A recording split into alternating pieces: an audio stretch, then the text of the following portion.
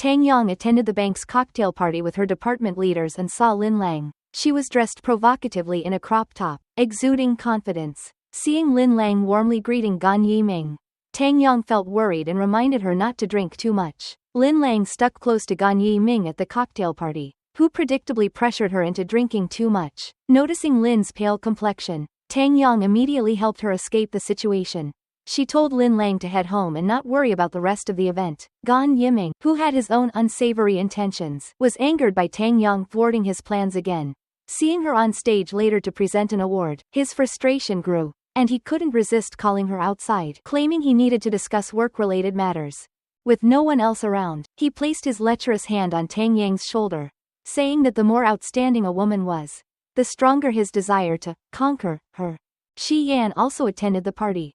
When he lost sight of Tang Yang for a few minutes, he anxiously searched the room and soon spotted her holding the fork against Gan Yiming. Without hesitation, Shi Yan marched over and punched Yiming, giving him a thorough beating.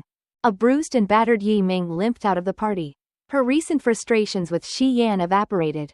Knowing now that he had been silently protecting her all along, she then helped him tend to his injured hand.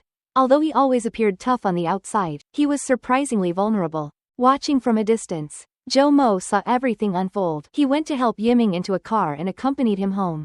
Yiming's wife was Zhou Mo's boss, and he had been instructed to ensure her husband returned home safely. Gan Yiming and his wife had been living apart for years, both pursuing their own affairs.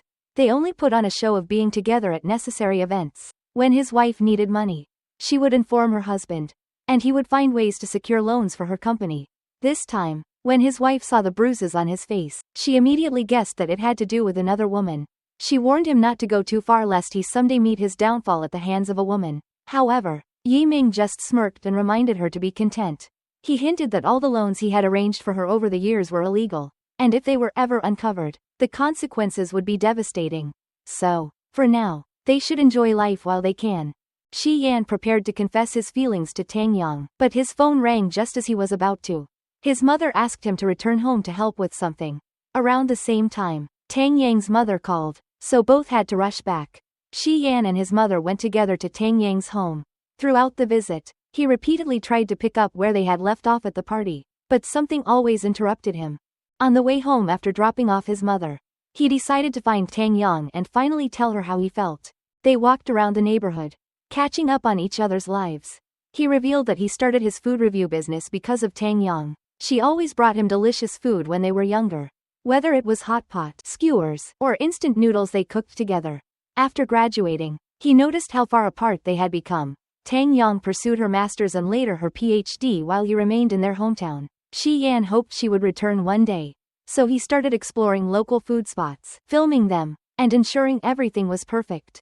His goal was to show her how great the food from their hometown was, hoping it might make her want to come back. Tang Yang smiled, revealing that back in college, she would often stay late in the library, and watching Shi Yan's food review videos became a regular part of her routine, motivating her to keep going. Shi Yan wanted to confess his feelings, words he had held inside for a long time. But looking into Tang Yang's eyes made him nervous, and he couldn't find the right words. Just as he was about to speak, her phone rang. Her mother was calling her home. At work the next day, Gan Yiming and Lin Lang were on leave, so the bank leadership asked Tang Yang to temporarily take over his duties. Tang Yang didn't mind since there were set procedures at the bank, and handling his workload for a few days didn't seem too difficult.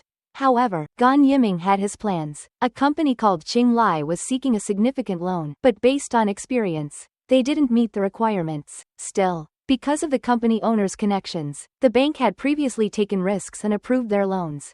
This time, Gan Yiming intended to pressure Tang Yang and see how she would handle the situation. Later that day, Shi Yan came to pick Tang Yang up from work. She handed him a water bottle, and their hands accidentally touched. Both felt a surge of emotions, hearts racing, but neither had the courage to take the next step. Tang Yang wanted to hold Shi Yan's hand but hesitated. The same seemed true for him. They were both willing, but neither fully acted on their feelings. When they arrived at Tang Yang's apartment complex, he got out of the car and boldly took Tang Yang's hand. Both felt their hearts pounding. But just then, an elderly woman interrupted them, enthusiastically giving them a bag full of plums. With their hands now full of fruit, the moment to hold hands again slipped away. On the day of the class reunion, where everyone chatted enthusiastically about the past. This girl, Chang Xinyi, also showed up, and naturally, the group started talking about Shi Yan and her brief romance during school. They asked Tang Yang if she knew about it. At that moment, Shi Yan was in another room fetching a fruit platter and had no idea what was being discussed. Tang Yang, looking puzzled, said she didn't know about their relationship. It made sense, though, as she had spent 3 years pursuing her PhD while they were in different places, so it wasn't surprising she hadn't heard about it. Wei Ran explained that their relationship had been short-lived and quietly faded away. Listening to this, Tang Yang felt a bit jealous. During dinner, she noticed Shi Yan and Xinyi chatting happily.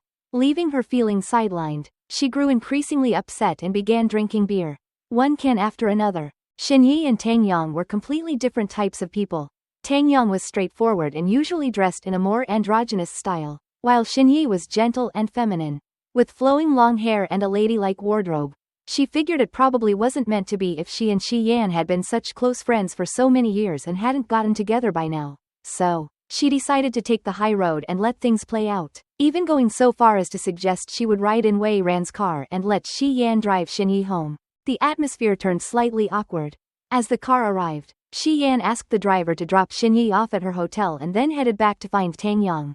When she got home, she continued drinking alone at her table with her potted plants. Shi Yan came knocking at her door. She asked why he was there instead of being with his first love. He denied that Xinyi was his first love, but Tang Yang wouldn't let it go, grabbing his collar and asking if she was. Frustrated, he finally admitted that Tang Yang was his little son. She burst into both tears and laughter, dragging him to the bathroom and pointing at the ceiling light, asking him if he knew what the little son looked like. Shi Yan found the situation amusing and endearing, wondering how to confuse something important with a light bulb.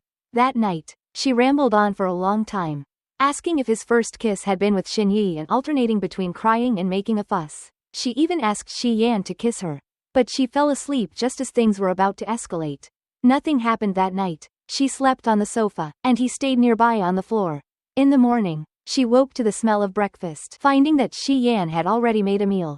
As she was about to try his homemade purple rice porridge, Yan knocked at the door, tearfully upset. It turned out that Wei Ran had listed their house with a real estate agent without consulting her, intending to sell it and upgrade to a place in the city center that would increase in value over time. She was furious, feeling that the house was their wedding home and couldn't be sold without discussion. As a result, she decided to leave home and stay at Tang Yang's place. Refusing to go back, Wei Ran, now worrying, kept calling Tang Yang, hoping she could help mediate the situation. Tang Yang took over Gan Yiming's pending tasks at the bank and discovered that one of the companies applying for a loan had irregularities. However, the leadership seemed optimistic about the company, so she had to carefully consider approving the loan. Meanwhile, Yan continued staying at Tang Yang's place, prompting Wei Ran to ask her for help. Cleverly, she brought Yan's son to her house. After the son longed for his mother, Yan returned home that day.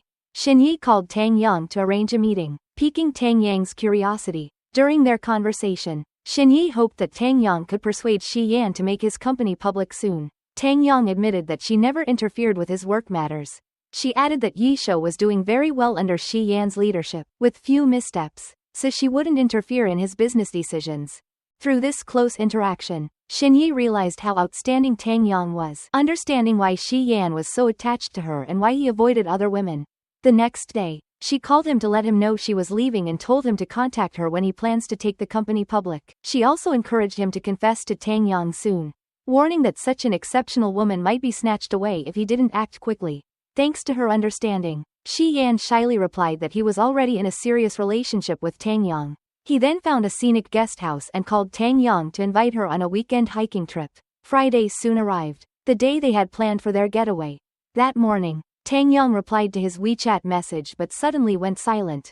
He waited but received no response. Growing increasingly anxious, he rushed to her place, but the door was locked. She was also absent from the bank. Desperate, he hurried to her parents' house, but she wasn't there either. Shi Yan panicked while Tang Yang's mother calmly sat on the sofa, reassuring him that she probably forgot her phone charger and ran out of battery. Still worried, he contacted Zhou Mo for help. Eventually, Zhou Mo informed him that Tang Yang had gone out to investigate a business matter, finally easing Shi Yan's mind.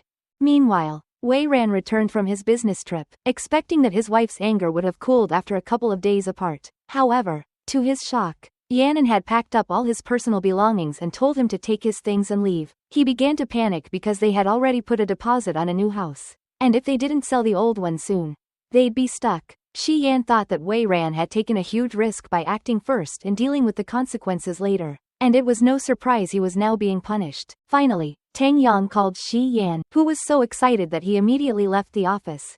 When he saw her standing before him, he was emotional and quickly asked if she had run into any trouble the day before. She complained about the poor shower facilities at the hotel she stayed at during her business trip, which made her uncomfortable for days. He brought her some mugwort leaves, saying that soaking in them would relieve her discomfort. She couldn't help but laugh at how Shi Yan, like a little assistant, was so attentive and gentle around her, even though people outside envied his success with Yishou. To welcome Tang Yang back, he cooked hot pot at her place, and the two chatted casually, making it feel like they were a married couple. He wanted to plan their next meal together, but Tang Yang's work interrupted their last well-planned dinner. She was still dealing with the complex work left behind by Gan Yiming, which needed urgent attention. Meanwhile, Yanan was out walking with her child when they ran into an old classmate who now worked as a real estate agent. The classmate advised Yanan to sell their current house quickly, as delaying the process could affect the registration of the new one. Only then did she learn that her husband had already put down a deposit on a new home, leading to yet another argument between them. Later, Shi Yan's appendicitis flared up again. Tang Yang quickly called Wei Ran, and the couple stopped fighting when they received the news.